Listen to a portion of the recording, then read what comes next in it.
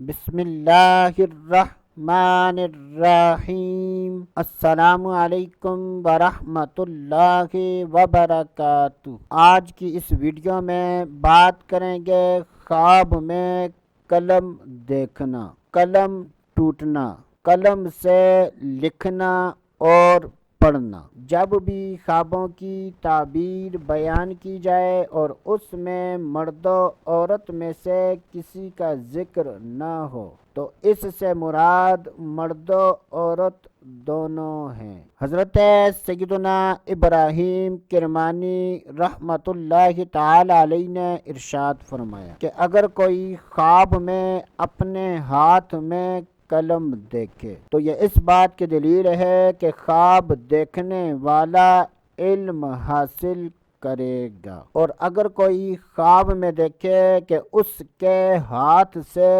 گر کر قلم ٹوٹ گیا ہے تو یہ اس بات کی دلیل ہے کہ خواب دیکھنے والے کی عزت اور مرتبے میں کمی آئے گی۔ اگر کوئی خواب میں دیکھے کہ وہ قلم کے ساتھ لکھ کر اس کو پڑھ رہا ہے تو یہ اس بات کی دلیل ہے کہ خواب دیکھنے والے کی موت کا وقت قریب ہے۔ اللہ عز و جل سے دعا ہے کہ اللہ عز و جل ہمیں اچھے خواب دیکھنے، برے خوابوں سے بچنے کی توفیق عطا فرمائے۔ تو دوستو ابھی کے لیے اتنا ہی، اگلی ویڈیو تک اجازت، اللہ حافظ۔